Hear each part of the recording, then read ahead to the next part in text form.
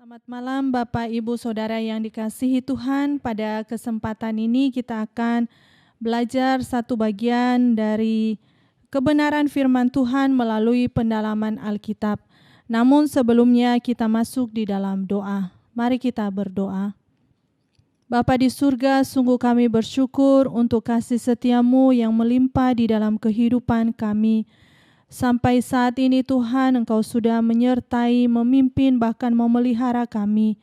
Dan pada kesempatan ini kami akan merenungkan sebagian dari kebenaran firman Tuhan lewat pendalaman Alkitab. Kiranya Tuhan yang boleh menolong kami, menuntun kami, bahkan menyertai kami semua. Terpujilah nama-Mu Tuhan, di dalam nama Tuhan kami Yesus Kristus kami berdoa dan mengucap syukur. Amin.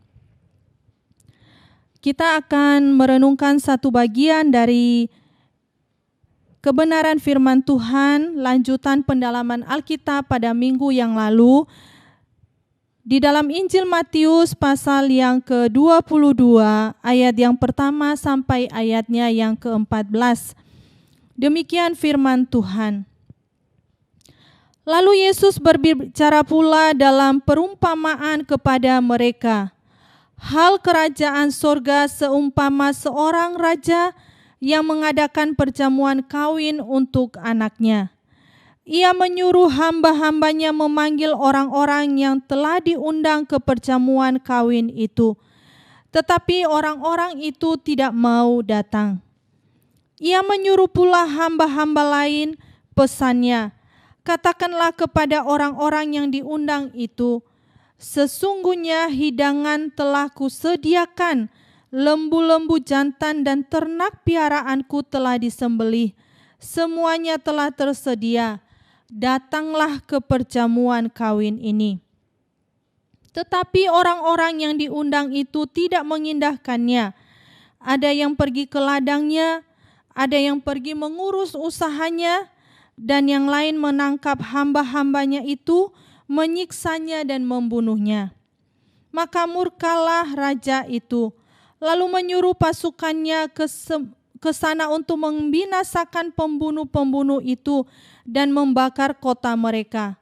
Sesudah itu ia berkata kepada hamba-hambanya, perjamuan kawin telah tersedia, tetapi orang-orang yang diundang tadi tidak layak untuk itu. Sebab itu pergilah ke persimpangan-persimpangan jalan, dan undanglah setiap orang yang kamu jumpai di sana ke perjamuan kawin itu.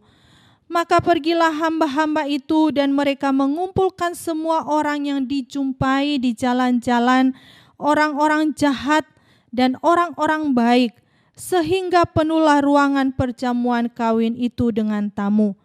Ketika raja itu masuk untuk bertemu dengan tamu-tamu itu, ia melihat seorang yang tidak berpakaian pesta. Ia berkata kepadanya, "Hai saudara, bagaimana engkau masuk kemari dengan tidak mengenakan pakaian pesta?" Tapi orang itu diam saja. Lalu kata raja itu kepada hamba-hambanya, "Ikatlah kaki dan tangannya dan campakkanlah orang itu ke dalam kegelapan yang paling gelap. Di sanalah akan terdapat ratap dan kertak gigi. Sebab banyak yang dipanggil, tetapi sedikit yang dipilih." Bapak, Ibu, Saudara yang dikasihi Tuhan, kalau kita memperhatikan di dalam bagian sebelumnya, bagaimana imam-imam kepala dan orang-orang Farisi mereka mendengar akan perumpamaan Yesus dan mereka mengerti bahwa merekalah yang dimaksudkannya. Mereka berusaha untuk menangkap dia, tetapi mereka takut karena orang banyak itu menganggap dia nabi. Kita boleh melihat di dalam Injil Matius, perumpamaan ini diberikan setibanya Tuhan Yesus di Yerusalem pada waktu itu. Perumpamaan tentang perjamuan kawin ini merupakan perumpamaan yang ketiga dari rangkaian 3 perumpamaan. dan membentuk klimaks di perumpamaan tentang dua orang anak dan penggarap-penggarap kebun anggur.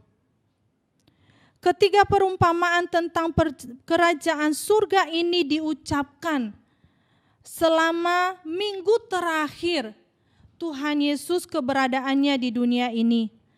Ketika dia mengalami perlawanan tersembunyi dari orang-orang Farisi, imam-imam kepala, dan pemimpin-pemimpin, di mana mereka memasang perangkap untuk menangkap dia melalui pengajarannya. Bapak, Ibu, Saudara, Yesus mengajarkan dengan berani perumpamaan tentang perjamuan kawin ini yang jelas ditujukan untuk melawan penentang-penentangnya.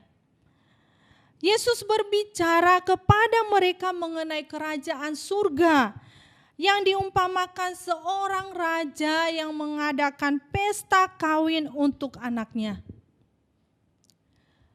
Lalu dikatakan dia memanggil hamba-hambanya untuk memberikan undangan atau mengedarkan undangan.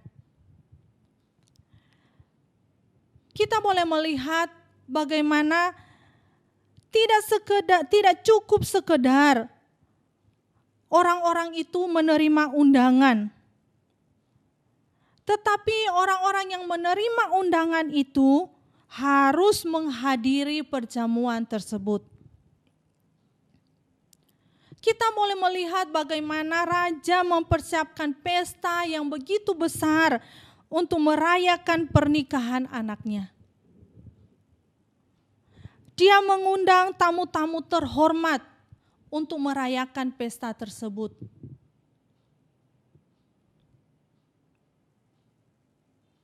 Bapak, Ibu, Saudara, pada waktu perjamuan hampir siap, raja menyuruh hamba-hambanya untuk memberitahu para undangan kalau waktunya hampir tiba. Ini merupakan sebuah bukti bahwa sebelumnya undangan telah dikirimkan dan orang yang bersangkutan tersebut telah menerima undangan itu. Ketika undangan yang kedua datang, dan itu sebagai pengingat bahwa waktu pesta sudah dekat. Karena pada zaman itu kita tahu bahwa orang belum memiliki jam di rumah mereka, dan itu merupakan sebuah hal yang lazim pada masa itu. Bapak, Ibu, Saudara, kita melihat bagaimana tamu-tamu yang diundang itu, yang diundang oleh raja, menolak untuk datang. Di dunia timur sebagaimana di tempat lain, tamu-tamu undangan itu diharapkan menerima undangan kerajaan sebagai suatu kewajiban. Maka ketika mereka menolak untuk menghadiri pesta pernikahan tersebut, mempunyai sebuah implikasi yang luas yang menimbulkan kesulitan dan permusuhan.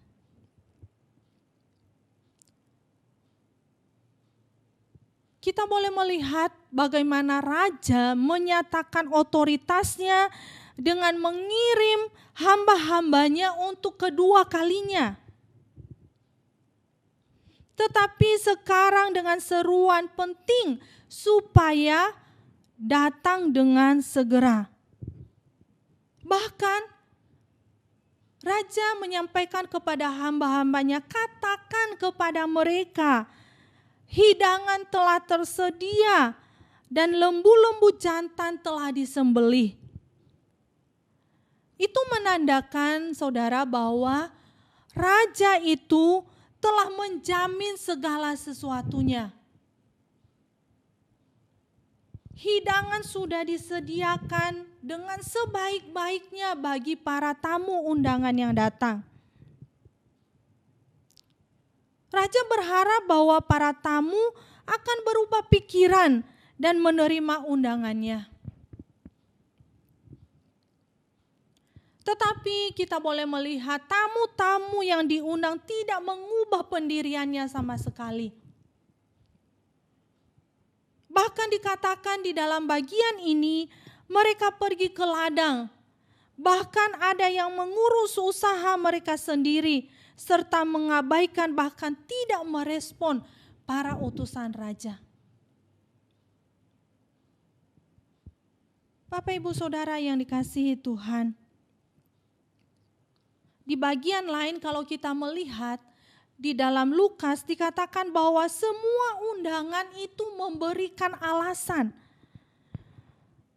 Ada yang memeriksa ladang yang baru dibeli, bahkan mengurus berbagai usahanya.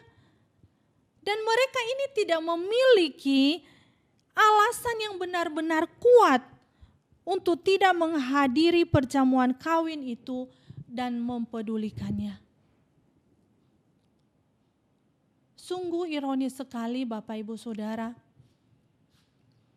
Seorang raja yang mengadakan pesta, mengundang tamu-tamunya yang terhormat untuk datang. Tetapi sama sekali tamu itu tidak mempedulikannya, tidak menggubrisnya. Bahkan mereka begitu asik, begitu sibuk dengan urusan mereka sendiri.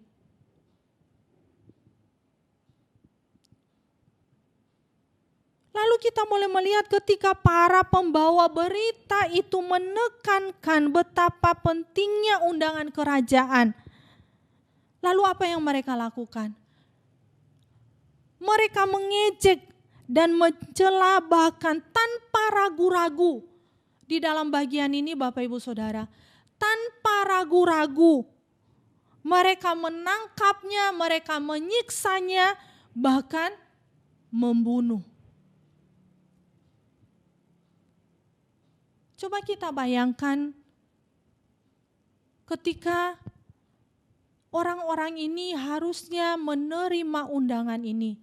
Mereka datang ke pesta, malah apa yang mereka lakukan?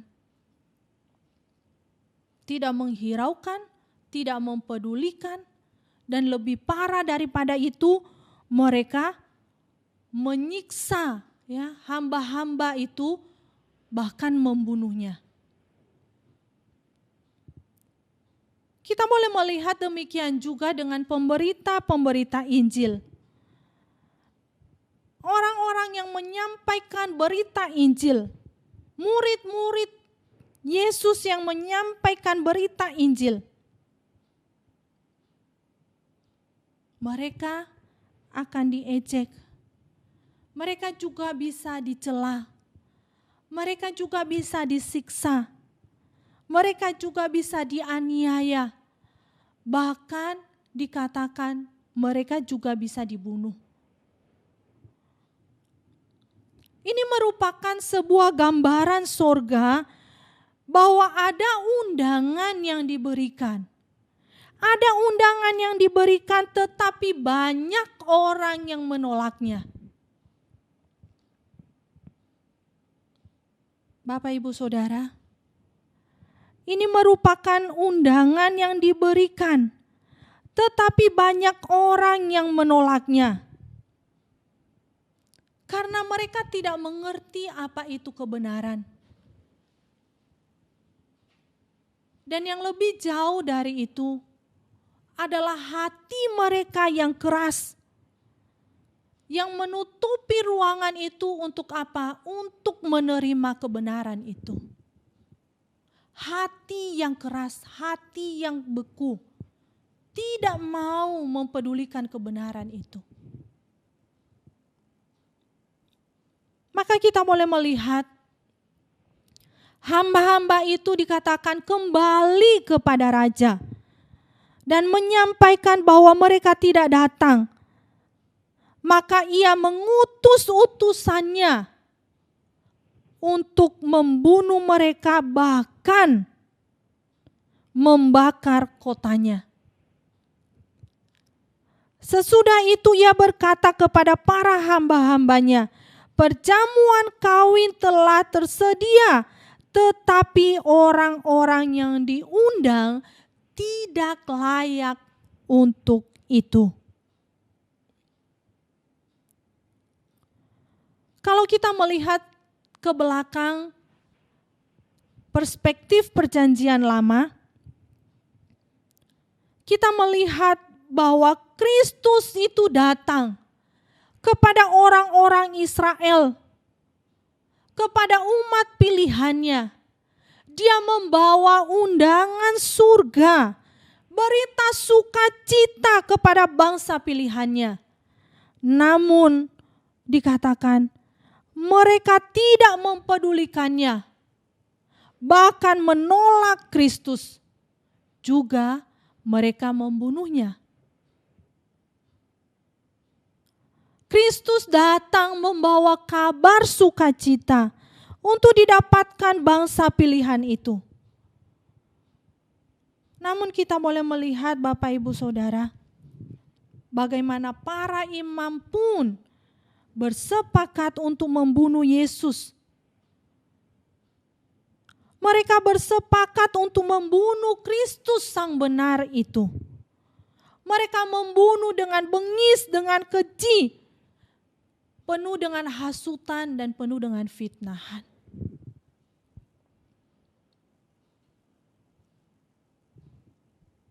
Bapak Ibu Saudara yang dikasihi Tuhan,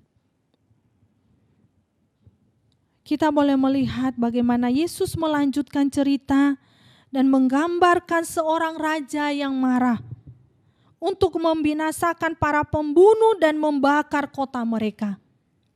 Dengan mengingatkan tamu-tamunya untuk kedua kalinya melalui hamba-hambanya. Dan melihat bahwa para utusan dicaci maki, bahkan beberapa dari mereka dibunuh.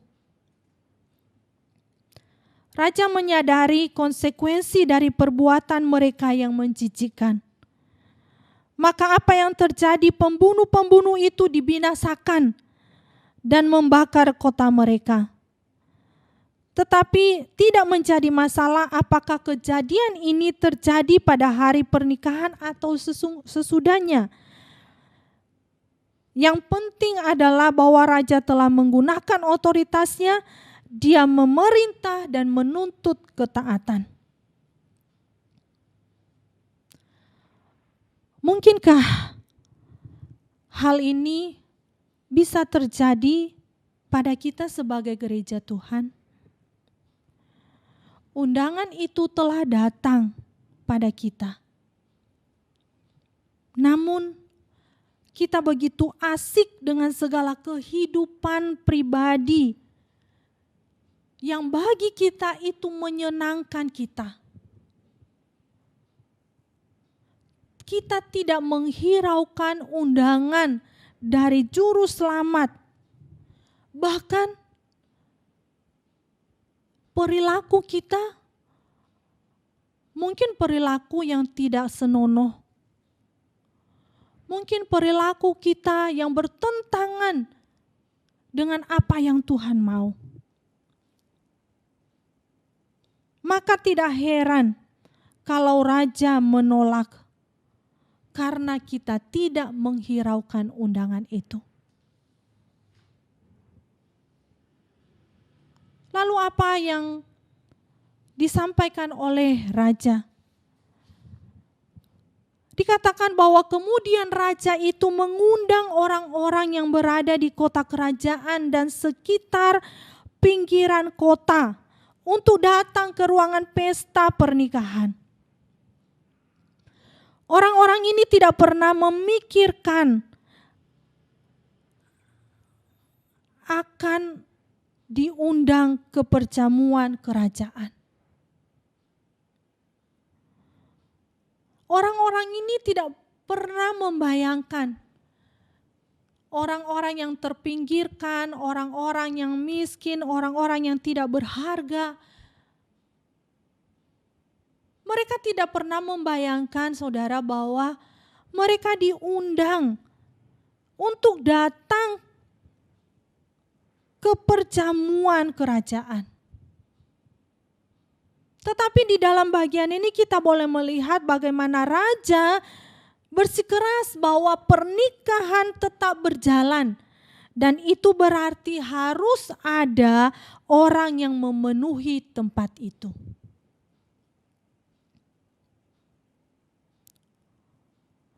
Begitu juga dengan undangan keselamatan, bukan hal yang sembarangan. Di mana orang-orang yang khusus diundang untuk tempat yang khusus, tetapi mereka mengabaikannya. Sehingga mereka yang tidak khusus malah menerima undangan tersebut. Yang terdahulu menjadi yang terkemudian dan yang terkemudian menjadi yang terdahulu. Orang-orang ini datang dari jauh, dari dekat pun, orang baik dan orang jahat. Dan mengisi tempat-tempat yang masih kosong dengan tamu-tamu tidak penting. Raja merupakan gambaran kebajikan. Dan dengan demikian menggambarkan belas kasihan dan kasih Allah yang meluas sampai kepada orang-orang berdosa. Hal ini disampaikan oleh Tuhan Yesus bahwa mereka yang menolak berkat Tuhan tidak mendapatkan kasih karunia Tuhan. Namun mereka yang jujur sadar bahwa mereka adalah orang yang tidak layak, orang yang berdosa, orang yang seharusnya binasa. Namun mereka memperolehnya. Kita boleh melihat bagaimana Kristus itu datang kepada orang-orang Yahudi, orang-orang Israel yang menjadi umat pilihannya, tetapi mereka menolaknya. Sedangkan orang-orang di luar orang-orang Yahudi, bahkan mereka menerimanya. Sungguh luar biasa Bapak Ibu Saudara. Kita boleh melihat bagaimana orang-orang ini yang datang ke pesta. Hamba-hamba raja menyambut mereka yang masuk ke dalam istana dan mengatakan kepada tiap-tiap tamu yang untuk mengenakan pakaian pesta yang dibuat untuk acara tersebut. Raja mengundang orang-orang dan mengharapkan mereka untuk mengenakan pakaian yang telah disediakan. Dengan mengenakan pakaian pesta yang disediakan oleh raja, tidak ada orang yang terlihat miskin ataupun menderita. Tidak ada orang yang kelihatan tidak layak atau tidak pantas datang ke pesta itu. Setiap orang dapat menyembunyikan status sosial dan ekonomi di balik pakaian yang diterima dari raja. Pakaian pesta itu seringkali digambarkan pakaian bersih dan putih, yang menurut kebudayaan Timur melambangkan sukacita dan kebahagiaan.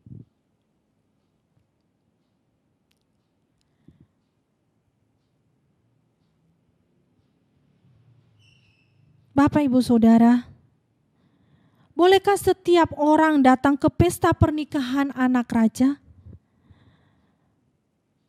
Jawabnya adalah bahwa setiap orang disambut asalkan mereka memakai pakaian pesta. Ketika raja memasuki ruangan pesta dan memperhatikan bahwa salah satu tamu tidak berpakaian sebagaimana mestinya, raja menganggapnya sebagai penghinaan yang disengaja. Dia tidak mentolerir hal-hal yang menjijikkan, keras kepala atau penolakan. Dia ingin tamu-tamunya menerima apapun yang dia berikan. Barang siapa memilih untuk menolak, bahkan membangkitkan murkanya, harus menanggung akibatnya. Dengan segera salah satu tamu yang datang ke pesta itu dengan mengenakan pakaiannya sendiri dan tidak mengenakan pakaian pesta, maka apa yang terjadi? Dia disingkirkan dan dilemparkan keluar ke dalam kegelapan yang dipenuhi dengan penyesalan yang dalam. Dia meratap dan menahan kertak gigi. Ini berarti bahwa setiap orang yang sudah menerima panggilan, maka orang itu belajar untuk menghargai panggilan itu dan menjalankan yang semestinya, yaitu dia pergi ke pesta dengan pakaian pesta. Kita sebagai gereja Tuhan, kita orang-orang yang percaya kepada Tuhan, dipanggil untuk mau hidup melakukan kehendak Tuhan dan apa yang Tuhan mau di dalam kehidupan kita. Itu membuat kita bersuka cita dan bergembira. Bahkan kita merasa bahagia bahwa kita boleh mempersiapkan diri datang ke pesta. Karena apa? Yang berpesta adalah orang yang kita hormati, orang yang kita junjung, orang yang kita hargai, yaitu Kristus Tuhan kita. Maka seharusnya di dalam kehidupan kita sebagai anak-anak Tuhan, di dalam kehidupan kita orang percaya, tidak hidup sembarangan, tetapi hidup berpadanan dengan kehendak Tuhan.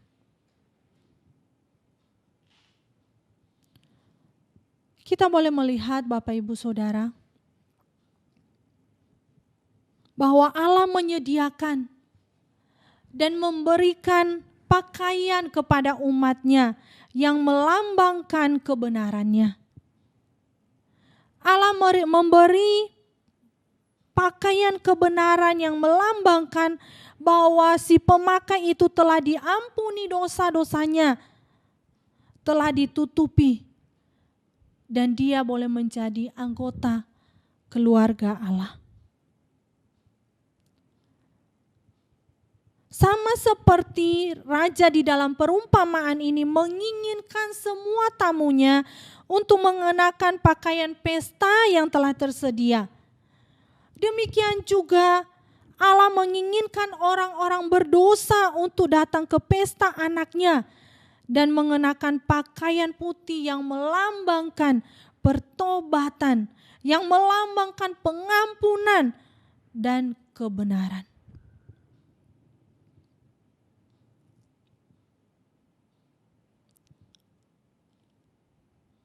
Tamu yang tidak memakai pakaian pesta di pesta kerajaan itu jelas melambangkan bahwa dia adalah orang yang berdosa dan dia tidak mau datang kepada Tuhan. Dia merasa diri benar. Dia tidak membutuhkan Kristus, dia tidak membutuhkan Injil. Maka apa yang dikatakan oleh Tuhan Yesus di dalam Yohanes pasal 14 ayat yang ke-6. Tidak ada seorang pun yang datang kepada Bapa kalau tidak melalui aku.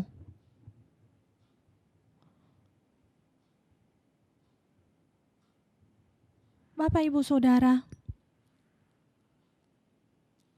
setiap kita yang mau datang kepada Tuhan harus mengenakan pakaian pesta itu. Supaya apa? Supaya kita boleh dilayakkan. Maka kalau kita boleh melihat, paragraf ini diakhiri dengan kata-kata, sebab banyak yang dipanggil, tetapi sedikit yang dipilih.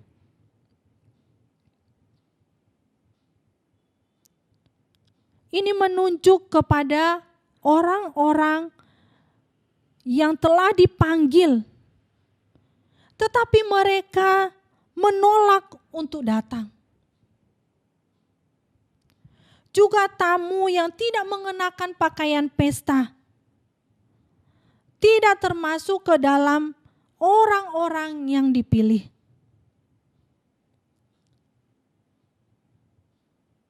Banyak yang dipanggil, sedikit yang dipilih. Terdapat panggilan Allah yang umum kepada orang-orang berdosa dan mengundang mereka untuk menikmati sukacita keselamatan itu. Tetapi undangan ini pun ditolak.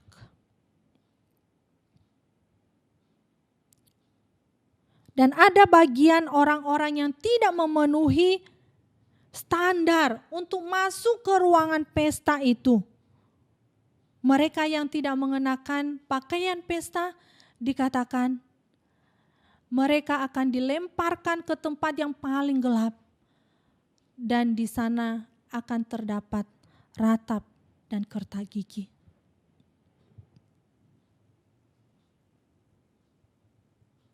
Bapak Ibu Saudara, kita boleh melihat bahwa hanya sedikit yang sungguh-sungguh dipilih untuk menikmati kehormatan ini. Alkitab dengan jelas menunjukkan adanya pemilihan Allah yang membawa orang-orang berdosa kembali kepada Allah.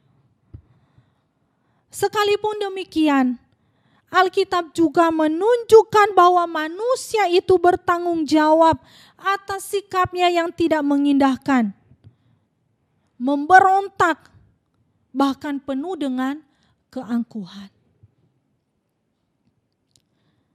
Meskipun undangan itu bersifat universal dan meliputi semua orang, hanya beberapa orang yang menerima dalam iman dan pertobatan yang ditentukan untuk kehidupan kekal.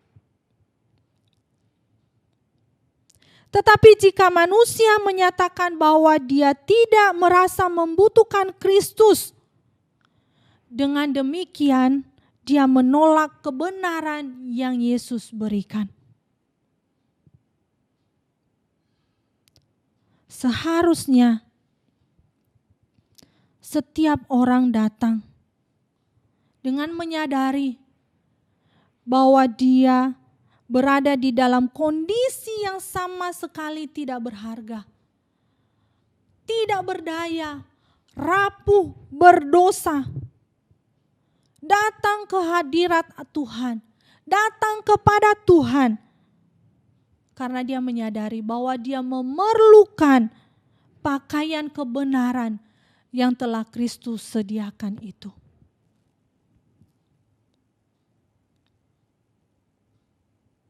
Undangan Injil diberitakan ke seluruh dunia, tetapi hanya beberapa orang saja yang meresponi tawaran keselamatan.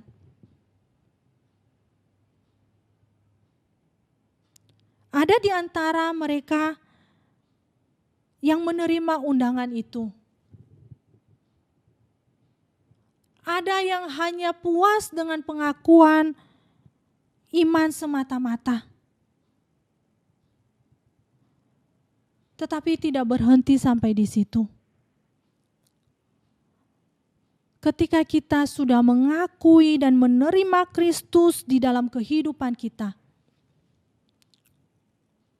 maka ada sebuah tindakan yang nyata bahwa kita sungguh-sungguh telah mengalami hidup yang baru. Hidup di dalam pembaharuan, hidup di dalam pertobatan. Yang artinya kita hidup meninggalkan kehidupan yang lama dan kita berbalik untuk mengikut jalan Kristus. Bapak Ibu Saudara yang dikasihi Tuhan, setiap kita sebagai anak-anak Tuhan, orang-orang percaya, bahwa kita yang sudah percaya kepada Tuhan bukan hanya sebatas pengakuan, tetapi itu ditunjukkan di dalam setiap perilaku kehidupan kita. Kita mau hidup di dalam ketaatan. Kita mau hidup melakukan kehendak Allah di dalam hidup kita. Maka Tuhan Yesus menutup perumpamaan ini. Sebab banyak yang dipanggil, tetapi sedikit yang dipilih. Di dalam Matius pasal yang ke-7 ayat yang ke-21 juga disampaikan, bukan setiap orang yang berseru kepadaku Tuhan, Tuhan akan masuk ke dalam kerajaan surga, melainkan dia yang melakukan kehendak Bapa-Ku. Bapak Ibu Saudara yang dikasihi Tuhan, maka melalui bagian kebenaran firman Tuhan ini, apa yang boleh kita pelajari? Apa yang boleh menjadi berkat bagi diri kita masing-masing? Bagi saya secara pribadi bahwa ada beberapa hal yang boleh menjadi pembelajaran. Bahwa undangan keselamatan yang diberikan kepada manusia, sekalipun mereka menganggap sepi undangan Allah, undangan keselamatan itu tetap diberikan. Kerajaan surga bagaikan pesta pernikahan yang menyediakan segala yang terbaik.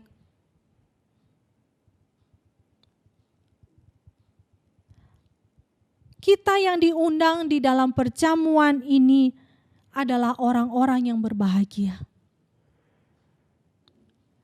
Ironisnya, banyak orang yang menolak dengan berbagai alasan. Hal ini menggambarkan orang-orang yang tidak mengerti akan keindahan dan sukacita hidup bersama dengan Allah.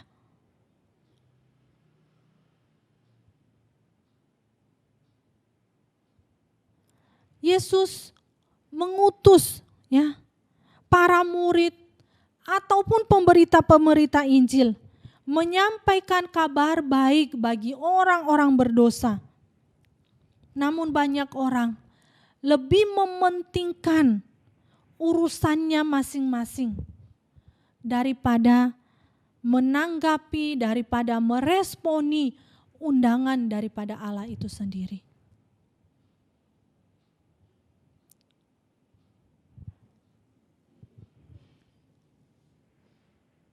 Setiap kita yang sudah menerima anugerah keselamatan itu, kasih karunia itu diberikan bagi setiap kita. Bukan karena kita baik, bukan karena kita layak, bukan karena sesuatu yang melekat yang ada pada diri kita, bukan. Tetapi semata-mata itu adalah kasih karunia Allah sendiri bagi setiap kita. Bersyukurlah bahwa Dia mengundang kita untuk masuk di dalam pesta perjamuan kawin anak domba. Maka setiap kita yang sudah diundang ke pesta perjamuan kawin, yang sudah dipilih dan diselamatkan, kita bertanggung jawab atas kehidupan kita. Hidup kita tidak menjadi sembarangan, tetapi hidup kita boleh dari sehari ke sehari, boleh diproses oleh Tuhan, supaya hidup kita semakin hari semakin berpadanan dengan kebenaran firman Tuhan. Setiap kita, orang yang beriman, orang yang percaya kepada Tuhan, boleh menghidupi kebenaran itu, boleh hidup menyenangkan hati Tuhan. Kita tahu bahwa Allah yang sudah memanggil kita, dan Dia juga yang memampukan kita oleh pertolongan Roh-Nya yang kudus, yang mendorong kita, yang menolong kita untuk terus hidup memegang kebenaran itu di sepanjang kehidupan kita. Kiranya Tuhan boleh menolong dan memberkati setiap kita. Amin. Mari kita berdoa. Bapa di surga, terima kasih untuk kebenaran firman Tuhan yang boleh menyapa kami. Dan kami percaya Tuhan bahwa bukan karena kekuatan kami dimampukan melakukan kebenaran-Mu, tetapi semata-mata karena pertolongan Roh-Mu yang kudus di dalam hidup kami. Terpujilah Engkau ya Tuhan, di dalam nama Tuhan kami Yesus Kristus Allah kami yang hidup, kami berdoa dan mengucap syukur. Amin.